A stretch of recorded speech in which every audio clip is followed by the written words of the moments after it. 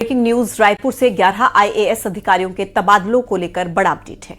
अजीत बसंत Surguja collector बनाए गए। इसके अलावा कुणाल दुधावत कोरबा कलेक्टर बनाए गए। देवेश कुमार ध्रुव अब दंतेवाड़ा के नए कलेक्टर होंगे। प्रतिष्ठा ममगाई जो है वो बेमेतरा की कलेक्टर बनी है। नम्रता जैन नारायणपुर की कलेक्टर बनी है। वहीं अमित कुमार अब सुकमा के नए कलेक्टर होंगे। प्रकाश कुमार सर्वे बिलासपुर नगर निगम कमिश्नर बनाए गए हैं। विश्वभरन शुक्ला ज्यादा जानकारी के साथ कनेक्ट हो गए हमारे सहयोगी। विश्वभरन, ये बड़े तबादले हुए हैं 11 आईएएस अधिकारियों के, क्या अपडेट है इसको लेकर? जी बिल्कुल, एक बड़ी प्रशासनिक सर्जरी देखने को मिली है जहां 11 आईएएस के जो है वो ट्रांसफर किए गए हैं। इनमें कुछ के प्रभार भी बदले गए हैं। सबसे बड़ा जो नाम है वो अजीत बंसल का है। जानकीराम कंवर ने इनके खिलाफ शिकायत की थी और इसी को लेकर इनको जो है वो कोरबा से इनको हटा दिया गया है और इनको सरगुजा की जिम्मेदारी दी गई है। और अगर लिस्ट की बात करें तो कुणाल दावत जो है वो कोरबा के कलेक्टर बनाए गए हैं। देवेश कुमार को दंतेवाड़ा की कमान सौंपी गई है। प्रतिष्ठा मम्मई को जो है बेमेतरा कलेक्टर बनाया गया है। नम्रता जैन जो है वो नारायणपुर की कलेक्टर बनी है। नारायणपुर जो है वो एक नक्सल क्षेत्र है। और अगर बात करें तो करीब 6 जिलों के जो कलेक्टर हैं वो बदले गए हैं। इसके अलावा बिलासपुर में भी जो है नए नगर निगम कमिश्नर जो प्रकाश कुमार सर्वे हैं और वो नगर निगम की जो है वो कमान संभालेंगे। तो एक बड़ी प्रशासनिक सर्जरी से कहा जा सकता है क्योंकि 11 जो आईएएस हैं उनके जो है ट्रांसफर किए गए हैं। और सबसे जो विवादित इसमें नाम था वो अजीत बंसल का था, जो कोरबा के कलेक्टर थे। उनके खिलाफ धरने पर जो पूर्व गृह मंत्री हैं जानकीराम कंवर वो जो है वो बैठ गए थे, जिसके बाद जो है वे ये कार्रवाई उस हिसाब से जो है देखी जा रही है। फिलहाल जो है वो 11 आईएएस को प्रभार में जो है वो फेरबदल किया गया। चलिए, बहुत शुक्रिया आपका इस पूरी जानकारी के लिए विश्वभरन। बिहार के मुख्यमंत्री नीतीश कुमार एक बार फिर से अपनी अजीबोगरीब हरकतों को लेकर चर्चा में हैं। पटना में मुख्यमंत्री नीतीश कुमार ने नियुक्ति पत्र बांटने के दौरान एक महिला डॉक्टर के चेहरे से हिजाब हटा दिया। इस दौरान मंच पर मौजूद डिप्टी सीएम सम्राट चौधरी ने उन्हें रोकने की कोशिश भी की, लेकिन तब तक देर हो चुकी थी। घटना उस वक्त हुई जब पटना में 1283 डॉक्टरों को नियुक्ति पत्र देने का कार्यक्रम चल रहा था। सीएम के हाथों अपना नियुक्ति पत्र लेने के लिए डॉक्टर नुसरत परवीन मंच पर पहुंची। सांसद पप्पू यादव नीतीश कुमार के समर्थन में आ गए हैं। पप्पू यादव ने यह कहकर नीतीश कुमार का बचाव किया है कि नीतीश कुमार ने महिला का हिजाब नहीं हटाया था।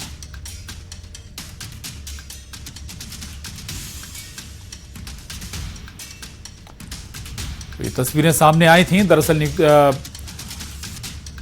नियुक्ति पत्र नीतीश कुमार बांट रहे थे डॉक्टरों को। उसी दौरान एक डॉक्टर हिजाब में पहुंची थी और इसी दौरान उनका हिजाब हटाते हुए नीतीश कुमार नजर आ रहे हैं। ये तस्वीरें वायरल हुई।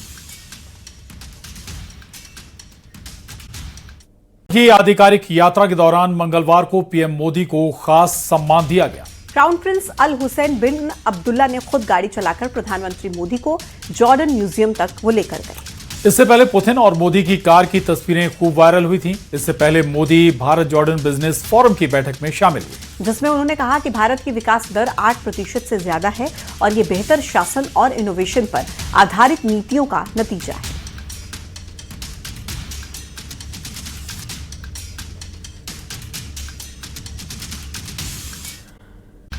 और खबर सतना से है, जहां पर जिला अस्पताल पर लापरवाही के आरोप लग रहे हैं। परिजनों ने आरोप लगाते हुए कहा कि जिला अस्पताल की लापरवाही से 4 बच्चे एचआईवी संक्रमित हुए हैं, जिससे कि जिला अस्पताल पर सवाल खड़े हो रहे हैं। बताया जा रहा है कि इन बच्चों को सतना जिला अस्पताल में रक्त दिया गया था, लेकिन अभी तक रक्तदाता ट्रेस नहीं हो पाया है। परिजनों का यह भी आरोप है कि जिला अस्पताल ने बिना जांच के बच्चों को ब्लड चढ़ा दिया, जिससे कि बच्चों की हालत बिगड़ गई। फिलहाल पूरे मामले की जांच पड़ताल की जा रही है। जब इन बच्चों का हम लोग बार बार रिपीट जो ब्लड ट्रांसफ्यूजन करते हैं तो उसमें कई बार हम लोग इनको ये जांच करते हैं, HIV, HBsAg, SCV, VDR malaria की, और ICTC में भी फिर इनकी जांच हुई है। तो पता चला कि ये बच्चे पहले HIV निगेटिव था, पॉजिटिव हो गए हैं। इनको क्या समस्या थी, कैसे? ये सभी के सभी बच्चे जो है ना थैलेसीमिया से पीड़ित थे। तो इनको बचपन से ही ब्लड लग रहा है और कई बार लग चुका है। जैसे एक बच्चे को 80 बार, किसी को 70 बार, किसी को 100 बार ऐसे ट्रांसफ्यूजन हो चुका है। तो ये थैलेसीमिया से पीड़ित है। सतना में 4 बच्चे ब्लड चढ़ाने के बाद HIV संक्रमित पाए जाते हैं। किस तरह की व्यवस्था है? एक स्वास्थ्य मंत्री इस प्रदेश का उप मुख्यमंत्री है, मतलब इतने बड़े पद पे बैठने के बाद भी आप प्रदेश के नौनिहालों की रक्षा नहीं कर पा रहे, उनके स्वास्थ्य की रक्षा नहीं कर पा रहे हो तो उसमें इस प्रकार की बातें आई हैं, हमारे ही लोगों ने उसको पकड़ा है कि 4 लोग ऐसे हैं जिसमें एक का तो मदर फादर HIV से पीड़ित थे, वो बात आई है, और बाकी जो 3 हैं उनका ट्रांसफ्यूजन कहाँ कहाँ हुआ उसके रिकॉर्ड कलेक्ट किए जा रहे हैं कि क्योंकि उसको जब महीने में 2 बार ट्रांसफ्यूजन करना है तो वो एक ही सेंटर से ट्रांसफ्यूजन नहीं होता है, कभी प्राइवेट में भी चले जाते हैं, कभी किसी रिश्तेदारी में गए तो वहाँ पर जाके संपर्क किया।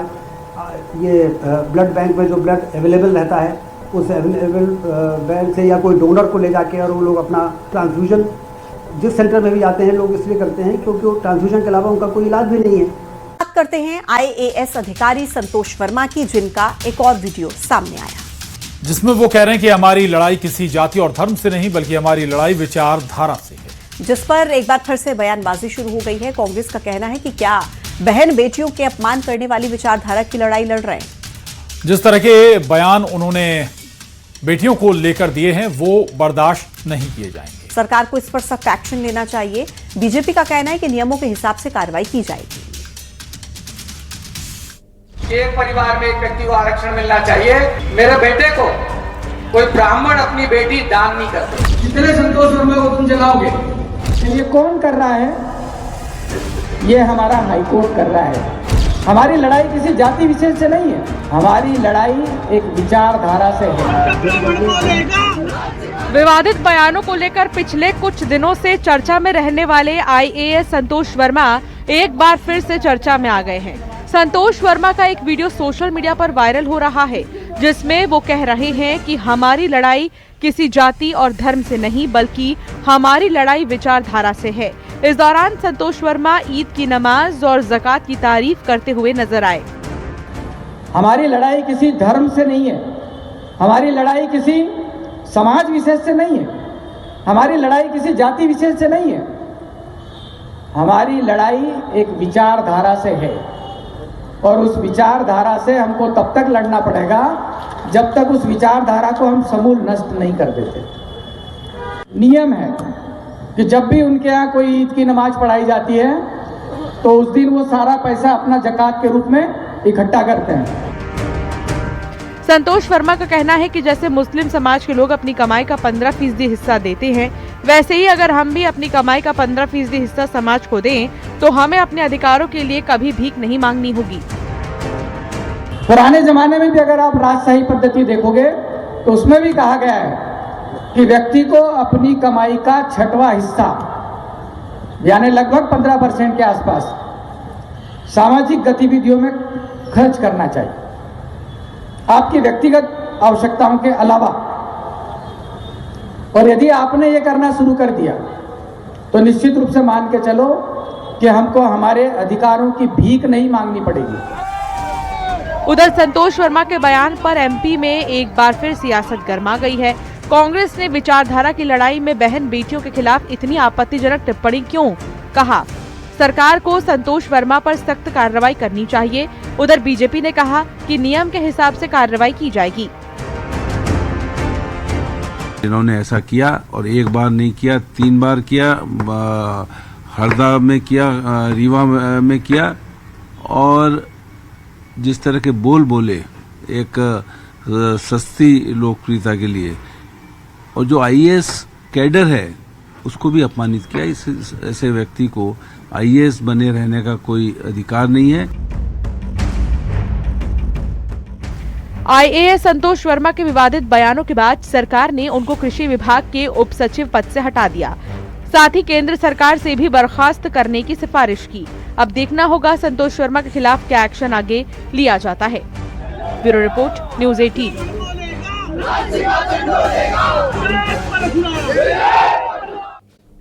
भोपाल में मुख्यमंत्री डॉक्टर मोहन यादव की अध्यक्षता में कैबिनेट की बैठक हुई। कई अहम फैसले इसमें लिए गए। कई महत्वपूर्ण प्रस्तावों को कैबिनेट से हरी झंडी मिली। आपको बताते हैं आखिर कौन कौन से अहम फैसलों पर कैबिनेट में मुहर लगाई गई है। कैबिनेट के अहम फैसलों में भोपाल इंदौर मेट्रो प्रोजेक्ट के लिए बजट आवंटन प्रस्ताव को मंजूरी शामिल है। इसके अलावा मुख्यमंत्री उद्यम क्रांति योजना को आगे भी जारी रखने के प्रस्ताव को मंजूरी दी गई है। प्रदेश में वन विज्ञान केंद्र भी स्थापना पर भी उसकी सहमति बनी है, जिसके तहत पहले चरण में कुल 6 वन विज्ञान केंद्र स्थापित होंगे। इसके साथ ही राघवपुर परियोजना के लिए 1782 करोड़ की मंजूरी भी कैबिनेट ने दी है। और इसके अलावा मुख्यमंत्री सड़क का परियोजना के तहत 3810 कार्यों को मंजूर किया गया है। और सेवा भर्ती नियमों में जरूरी बदलाव होगा। अस्थायी कर्मचारी की भर्ती में भी जरूरी बदलाव होंगे। चलिए आगे बढ़िए। कैबिनेट में अस्थायी कर्मचारियों को लेकर लिए गए फैसले पर एमपी में सियासत गर्मा गई है। कांग्रेस का कहना है कि सरकार की करनी और कथनी में अंतर है। अगर ऐसा कोई फैसला किया है तो लिखित रूप से बताया जाना चाहिए। उधर कर्मचारी संगठनों का कहना है कि काफी समय से इसकी मांग की जा रही है, अभी सरकार एक स्टेप आगे बढ़ी है। उधर बीजेपी का कहना है कि इस फैसले से अस्थायी कर्मचारियों को काफी राहत मिलेगी। पहले अस्थायी कर्मचारियों की 10 श्रेणियां थी, जो अब 5 रह जाएंगी। इसके लिए सेवा भर्ती नियमों में बदलाव किया जाएगा।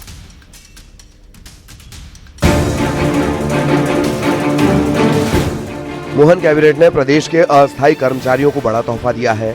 अब अस्थायी कर्मचारियों को सरकार स्थायी करने की दिशा में काम करने जा रही है। साथ ही स्थायी और अस्थायी कर्मचारियों का अंतर समाप्त करने पर भी अहम फैसला लिया गया है। अब प्रदेश के अस्थायी कर्मचारियों को लेकर कैबिनेट में लिए गए फैसले के मुताबिक प्रदेश में अभी 10 तरह के अस्थायी कर्मचारी हैं। सभी 10 प्रकार के अंतर को खत्म कर दिया गया है। अस्थायी कर्मचारियों की 10 में से 5 श्रेणी रहेंगी। अब अस्थायी कर्मचारियों की भर्ती नहीं होगी। इनके लिए सेवा भर्ती नियमों में बदलाव होगा। डिप्टी सीएम राजेंद्र शुक्ल ने बताया कि वर्तमान में स्वीकृत अस्थायी पदों को स्थायी पदों में बदलने के लिए सेवा भर्ती नियमों में जरूरी बदलाव की स्वीकृति दी गई है। उधर सरकार के फैसले पर अब सियासत गर्मा गई है। कांग्रेस का आरोप है कि सरकार बातों की जादूगर है और लीपापोती करने में माहिर है। इसे लेकर लिखित और ठोस आदेश जारी होना चाहिए। राज्य शासन में कार्यरत कर्मियों के पदों से संबंधित अस्थायी और स्थायी पद का अंतर समाप्त किया गया है।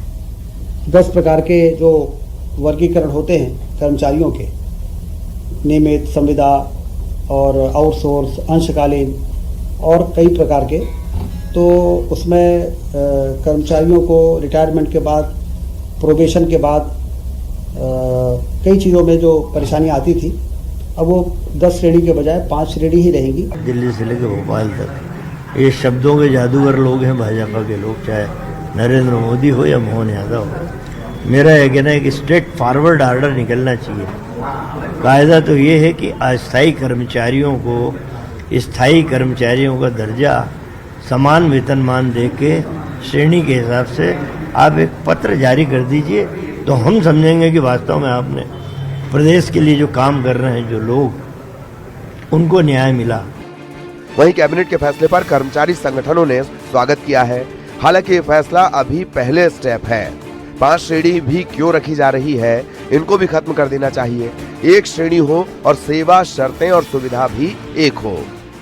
तो उस दिशा में सरकार ने एक कदम बढ़ाया है। यद्यपि अभी पूर्णतः हमारी मांग पूरी नहीं हुई है, अभी भी 5-6 श्रेणियां रहेंगी, लेकिन हम तो कह रहे हैं कि सरकार इसी दिशा में आगे बढ़ते हुए और उस स्थिति में लाए कि कर्मचारियों की एक ही श्रेणी हो।